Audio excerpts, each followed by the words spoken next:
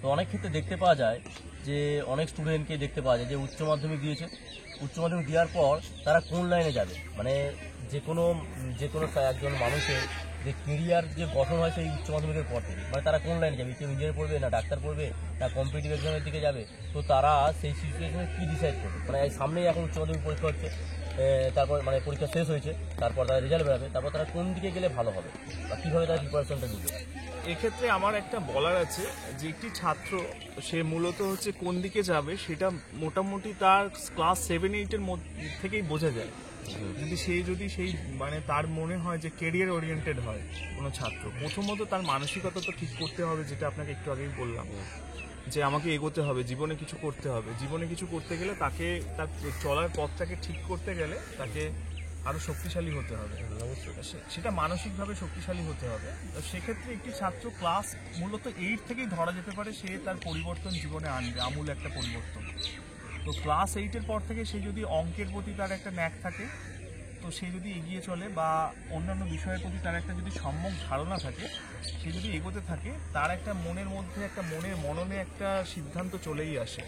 সে হয়তো কেউ ইঞ্জিনিয়ার হতে চায়, কেউ ডাক্তার হতে চায়, কিন্তু ক্লাস 11-এর পরে একটা সমস্যা হয় কি, ক্লাস 10-এ যেমন হচ্ছে আমাদের সিলেবাস আছে মধ্যশিক্ষা পর্ষদ বলেন আর সিবিএসসি বা আইসিএসসি বোর্ডে, সেই তুলনায় উচ্চ মাধ্যমিকের সিলেবাসটার একটা আমূল একটা পরিবর্তন আছে। যেমন একটা নদী থেকে একটি ছাত্র সমুদ্রে পড়ার মতো, সেক্ষেত্রে অনেক সময় ওরা খেই হারিয়ে ফেলে। তো অনেক ক্ষেত্রে অনেক ছেলেদের এক্ষেত্রে ভাবা উচিত না যে আমার ভয় লাগবে বা কিছু হবে, তাদেরকে এগিয়ে যেতে হবে, হয়তো সে এগিয়ে যেতে পারে। তো এখানে মাধ্যমিকের পরে যে ছেলেরা মনে করছে যে আমি মানে সরকারি চাকরির দিকে যাব বা আমার এগোতে চাই জীবনে, তো তার ক্ষেত্রে হচ্ছে যে তার সাইমultaneously মানে পর্যায়ক্রমে যেমন পড়াশোনা করছে তার সাথে সাথে চাকরির পড়াশোনার জন্য একটা সাধারণ একটা ধারণা নেওয়া উচিত। সেই ধারণা নেওয়া উচিত, ইভেন সেই সম্পর্কে তাকে ক্রমাগত এগিয়ে যাওয়া উচিত। না তো এখনকার যে প্রতিযোগিতা, সেই প্রতিযোগিতা হারিয়ে যাবে। প্রতিযোগিতায় মেধাটাই শুধু প্রাধান্য পায় না, তার সঙ্গে হচ্ছে লেগে থাকাটা বড় চ্যালেঞ্জ। সবাই লেগে থাকতে পারে না। ধৈর্য মানুষকে অনেক কিছু শিখিয়ে দেয়, অনেক ক্ষেত্রে কি হয়, অনেক ছেলে মেয়েরা কি হয় মাধ্যমিক উচ্চ মাধ্যমিকের পরে একটা প্যারালাল পড়াশোনা চালিয়ে যায়, গিয়ে উচ্চ শিক্ষিত হয়, কিন্তু ঠিক সময়ে গিয়ে মানে বলা যেতে পারে জনসংখ্যা এত বেড়েছে, সেই তুলনায় কাজের পরিমাণ বা যতটা কাজ দরকার বা যে কাজের জন্য সুযোগ্য সেটা পেয়ে ওঠে না। সেক্ষেত্রে পরবর্তীকালে আমরা দেখি যে এক একজন এক একটা পদে পরবর্তীকালে দেখছি যে পদটায় পায় সেই পদেই তারা কাজের জন্য অ্যাপ্লাই করে ফেলে। কিন্তু বিষয়টা হলো যে পরবর্তীকালে তার মনে কষ্ট থাকে যে আমি ওই সময় এটা করলে ভালো হয়। সেক্ষেত্রে আমার মনে হয় যে ছেলেটি সায়েন্সে ভালো বা যার অঙ্কের একটা ধারণা আছে, উচ্চ মাধ্যমিকে ভালো অঙ্কে, আমার মনে হয় সে এনডিএতে চেষ্টা করা উচিত তার। মানে আমি বলতে চাইছি একটা ধাপ, হয়তো সে ব্যর্থ হবে, কিন্তু পরবর্তীকালে সে কিন্তু অনেক কিছু শিখলো জীবনে, সেখান থেকে হয়তো সে পরবর্তীকালে আরো উচ্চ মাধ্যমিকের স্তরে অনেক পরীক্ষা আছে, সিএইচএসএল আছে, সিজিএল আছে, পরবর্তীকালে যেটা হচ্ছে উচ্চ মাধ্যমিকের পরে গ্র্যাজুয়েশন লেভেলে, সেই পরীক্ষাগুলোতে সে এগিয়ে যেতে পারবে। কেননা তার মধ্যে একটা প্রাথমিক যে ভীতি থাকে, একটা প্রতিযোগিতামূলক পরীক্ষা মানে কি আপনাকে তাড়িয়ে দেবে, আপনাকে দপ্তর ডেকেছে, আপনাকে তাড়িয়ে দেবে। আপনি যদি সেখানে নিজেকে অস্তিত্বের জন্য যেমন জীবন সংগ্রাম, আপনি যদি প্রমাণ করতে পারেন আপনি ওখানে থাকবেন, না তো আপনি থাকবেন না।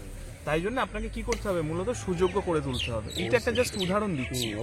দ্বিতীয়ত, যদি সেই ছেলেটি মনে করে আমি আরো সুযোগ্য বা পরীক্ষায় আমি পাশ করি, সেই চাকরিটা পাওয়ার পরে সে সিজিএল বা আরো উচ্চ স্তরে পরীক্ষা দিতে পারে। পরবর্তীকালে আমাদের রাজ্য সরকারের যে WBCS পরীক্ষা আছে, আমাদের যে WBCS পরীক্ষার মাধ্যমে যারা আমরা উন্নীত হয়ে WBCS এ চলে আসি, দেখবেন ওখানে ছাত্ররা বা যারা চাকরি পেয়েছে তারা হচ্ছে সরাসরি অনেকে চাকরি পেয়েছে, তার সংখ্যা খুবই কম। তারা একবারে এক একটা পরীক্ষার মাধ্যমে গিয়েছে। এছাড়া হচ্ছে জীবনে আরেকটা জিনিস করতে হবে, বন্ধু বান্ধব খুব বেছে গুছে করা উচিত। মানে যারা জীবনে এগোতে চায় তাদের সঙ্গে মানে তাদের মানসিকতার সঙ্গে মিল থেকে চলা উচিত।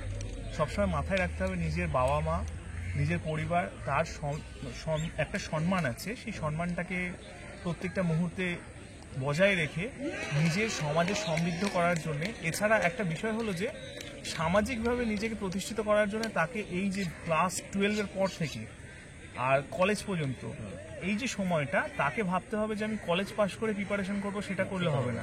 তাকে ক্লাস 10-এর পর থেকে তাকে সিদ্ধান্ত নিতে হবে, এগিয়ে চলতে হবে। এবার পরিস্থিতির উপর নির্ভর করে তাকে সেইভাবে এগিয়ে যেতে হবে। ধন্যবাদ। তবে অবশ্যই এখন তোমরা এইচএস পাস করছো, এরপরে তুমি কোন দিকে যাবে, এটা সব থেকে বড় ট্র্যাজেডিক পয়েন্ট। ঠিক আছে, এই যে বললো যে সমস্ত কথাগুলো, যদি তোমরা সায়েন্সের স্টুডেন্ট হয় তাহলে তোমরা বেছে নিতে পারো, মানে তোমাদের এটা নিজের উপর, কখনো বাবা মা চাপিয়ে দিচ্ছে সেটা তোমরা কখনো ভাববে না। ঠিক আছে, নিজের যদি বিবেক বলে যে আমি এই লাইনটা বেছে নিতে পারবো, কেউ পলিটেকনিক করতে পারো, কেউ ইঞ্জিনিয়ারিং পড়তে পারো, কেউ ডাক্তারি পড়তে পারো, সেটা তোমার উপর বিশ্বাস থাকবে যে তুমি কোন লাইনে যেতে চাও, কোন লাইনে গেলে তোমার যে পরবর্তী 30টা বা 40টা বছর কোন দিকে যাবে সেটা তুমি দেখবে। তোমার নিজের হবি, নিজের প্যাশন, নিজের ভালোবাসাকে কখনো তুমি বিসর্জন দিবে না। এক্ষেত্রে হচ্ছে যে প্যাশনটা হচ্ছে শুধু মানে একটি কারোর কথা শুনে আমি প্যাশনে জড়িয়ে যাবো ঠিক। সেটা এটা না। যেমন আমাকে না হয় মনে কখনো। রাখতে হবে যে আমি যদি যুদ্ধে নেমেছি, আমাকে যুদ্ধ থেকে জিতে জয়লাভ আসতেই করতেই হবে। হবে। অস্তিত্বের জন্য জীবন সংগ্রামে যদি শেষ মুহূর্তে 100 জনের যদি সেই প্রতিযোগিতায় অংশগ্রহণ করে, তার মধ্যে যদি আমিও একজন প্রতিযোগী হই, আর তার মধ্যে যদি অস্তিত্ব টিকিয়ে রাখার জন্য দুজন শেষে সুযোগ পায়, সেই দুজনের মধ্যে যেন আমি হই, এই মানসিকতাটা রাখতে হবে প্রত্যেককে। অবশ্যই। আর তৃতীয় একটা বিষয়, মানে আমি বলতে চাই, আমি এর আগে যখন প্রাইভেট সেক্টরে চাকরি করতাম, তার সাথে সাথে আমি না গভর্নমেন্ট সেক্টরে পড়াতাম। আমার মানে ব্যক্তিগত অভিজ্ঞতা থেকে দেখেছি, আমি কয়েকটা ছেলেকে দেখেছি যারা এসএসসি জিডিতে বর্তমানে বিএসএফ এ চাকরি করে, একটি ছেলে সিআরপিএফ এ আছে, সিআইএসএফ পেয়েছে। তো বিষয়টা হচ্ছে যে তারা প্রচন্ড মেধাবী সেটা না, তারা হচ্ছে লেগেছিল।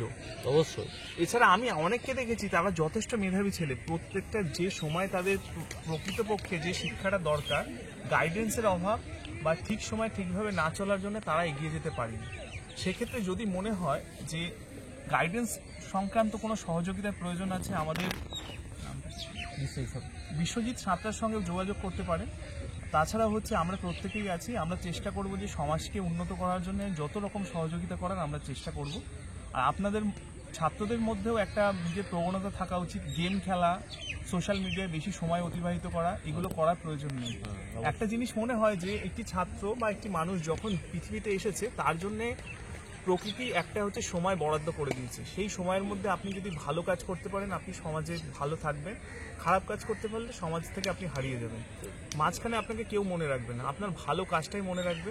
আপনার জীবন সংগ্রামও একটা সময় মানুষ ভরে যাবে, কিন্তু আপনি যে প্রতিষ্ঠিত সমাজের কাছে, এটা আপনার যখন সেই প্রতিষ্ঠিত হয়ে সেই জায়গাটা অর্জন করবে, তার মতো আনন্দ পৃথিবীতে আর কোথাও নেই। এটুকুই বলার আমার কাছে। আমি আশা করি ছাত্ররা এটা বুঝতে পারবে। অবশ্যই। এখানেই আমি শেষ করছি। ওকে, তাই এটি জন্য গেছে।